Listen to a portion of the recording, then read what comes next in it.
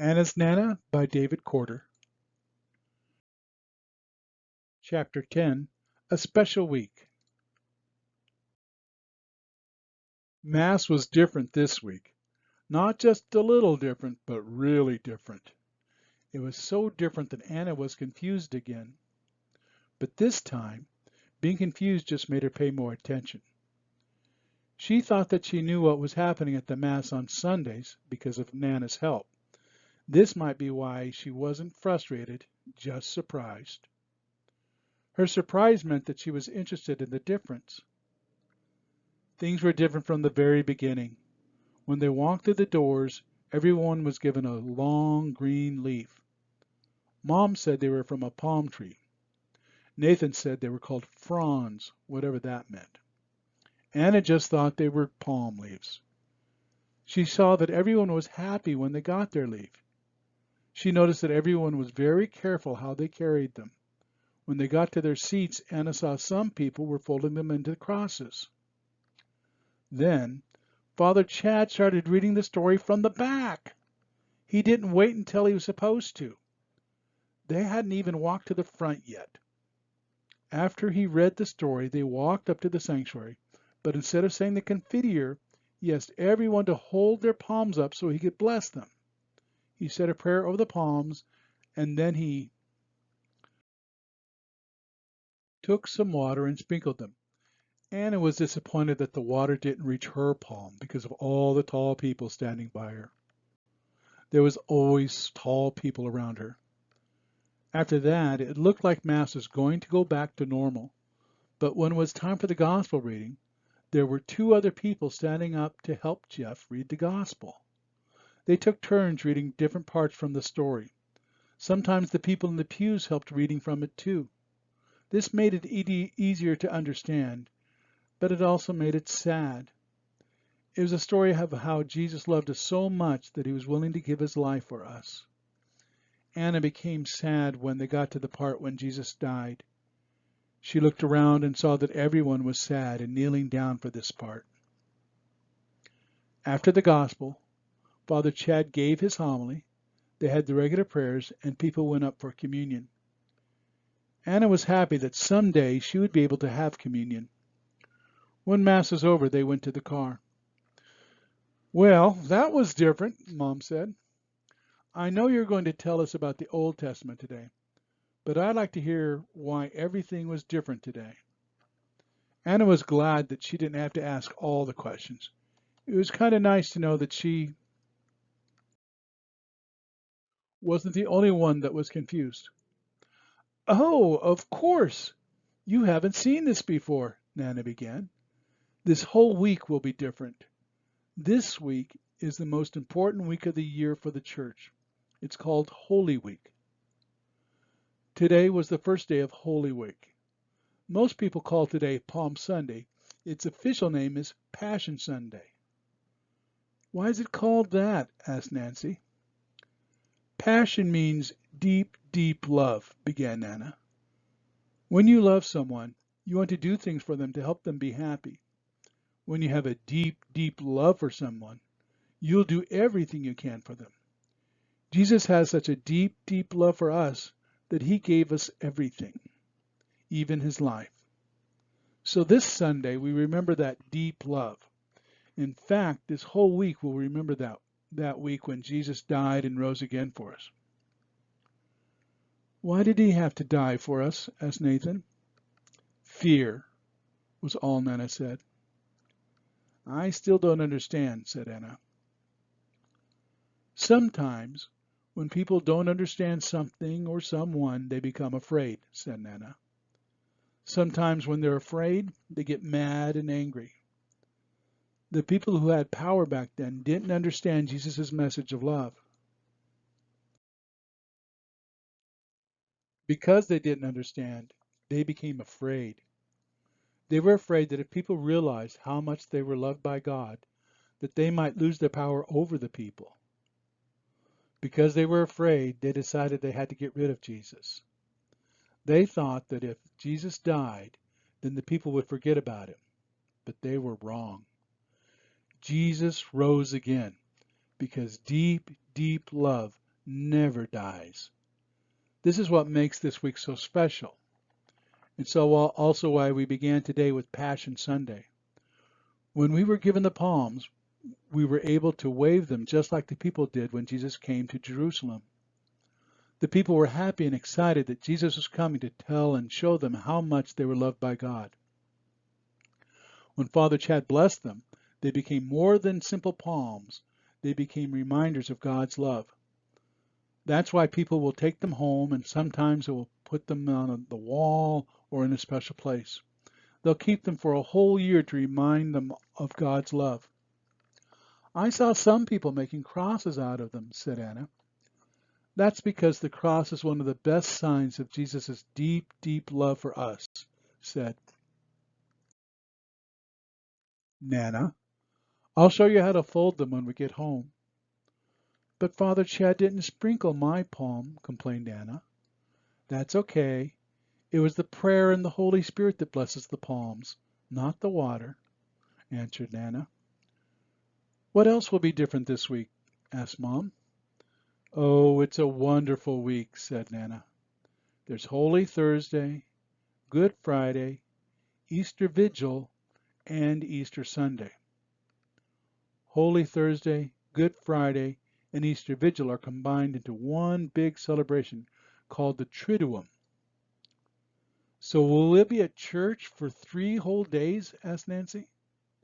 Will we have to sleep and eat there? No, honey, answered Nana. We'll go to church for the 3 days, but we won't stay at the church for 3 days. It's just that it's one big celebration. We begin the celebration on Holy Thursday. We continue the celebration when we come back on Good Friday. Then we finish the celebration on Saturday, the Easter Vigil. That's why it's called the Triduum. How do you even say that? Asked Nathan. Tri means 3, which is why you had a tricycle. It had 3 wheels. You pronounce it like this. Tri sounds like trip without the P. Do sounds like do. And like when you pause when you talk, like You put them together and it sounds out Triduum. So what happens at the Triduum? Asked Dad. How are they special? One of the first things you'll notice on Holy Thursday is the oils, began Nana. The special oils that are used for sacraments for the year are brought into the church. Every year the bishop... Who's the bishop? Asked Anna. The bishop is the man who's in charge of all the churches in our area. The area is called a diocese, said Nana. Anyway, he will bless all the oils for all the churches in our diocese that will be used for the year. One of the oils is called the chrism oil that's used for baptism. Chrism is the Greek word for gift. So this Mass where he blesses all the oils is called the Chrism Mass. All the priests comes to this Mass to promise the bishop that they will try to be the best priest they can be for the people. Back to Holy Thursday here. After the oils are presented to us, the next special thing you'll see is the washing of the feet. At the Last Supper, before he was arrested, Jesus had one last supper with his friends. At this supper, Jesus washed their feet. He did this to show them that Jesus came to serve people, not to be their boss. That he was doing everything for them because of his deep, deep love. He told them they should show their love for people by serving them. At Holy Thursday, the priest will wash the feet of some people to remind them of Jesus' great love for them, and that the priest will show their love for the people by serving them. After Jesus' Last Supper with his friends, he took them out to the garden to pray. This is why at the end of Holy Thursday, the people will quietly follow the consecrated host, which is Christ, in a special way, in a special place to pray with Jesus. On Good Friday, we remember that Jesus died for us on the cross. This is a sad time. We remember that Jesus died for us. It's sad because we realize we don't always live like we should. It makes me sad that even after Jesus showed me how much he loves me, I'm not always the best me that I can be. The cross is such an important sign of God's love for us that we honor it. On Good Friday, we honor it in a special way. At the end of the celebration, some people will kneel beside it and pray. Some people will touch it, and some people will even kiss it. We do this as a sign that we love God too. Now we come to the Easter Vigil. It's the most important Mass of the year for us. It's called the Easter Vigil because vigil means you're watching and waiting for something important. After Jesus died on the cross, his friends remembered that deep, deep love never dies, and that Jesus promised that he would come back after 3 days because of his deep, deep love. So his friends were watching and waiting. At the Easter Vigil, the whole church is watching and waiting for Christ to come because of his deep, deep love. This is why the Mass is at night. It starts outside with a big fire. The flame from the fire is blessed. Then the flame is used to light the Easter candle for the first time. People follow the Easter candle, which is a sign that Jesus was the light of the world. Along the way, the people will light their own candles from the blessed flame to remind us that we are the light of the world. It's really beautiful. Inside the church, everyone is there. We have extra readings from the Bible.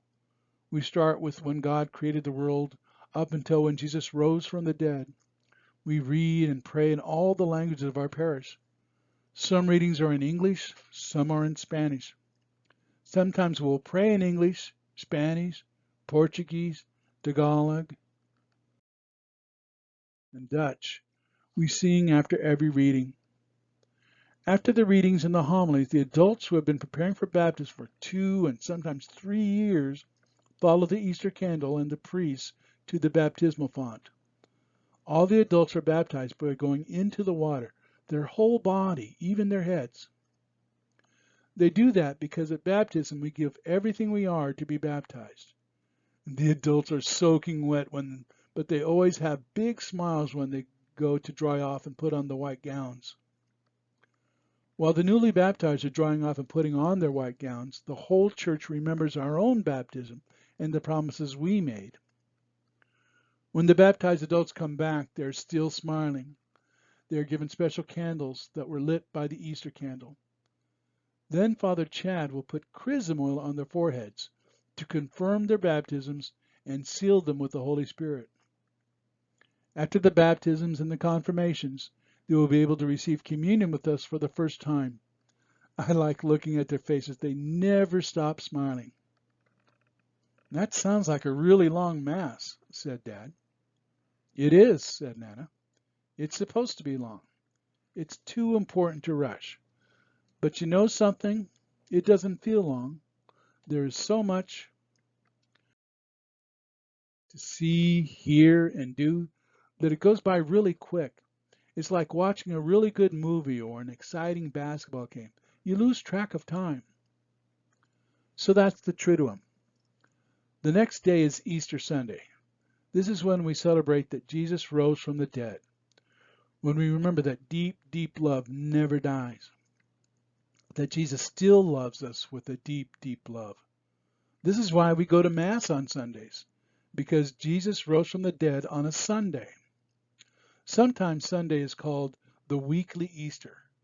And for us, we celebrate Easter for a whole season, not just for one day. The Easter season goes from Holy Thursday all the way to Pentecost Sunday, when the Holy Spirit came down to help us. That's about 50 days. They had been sitting in the driveway the past few minutes while Nana was talking. No one wanted to stop her. Finally, after she had finished speaking, Anna had a question. That really does sound exciting, she said. I'm glad we have this special week, but I still have a question. What's that? Asked Nana. When does the Easter bunny come with the eggs and the candy? Anna asked. That's a story you need to ask Mom and Dad, answered Nana.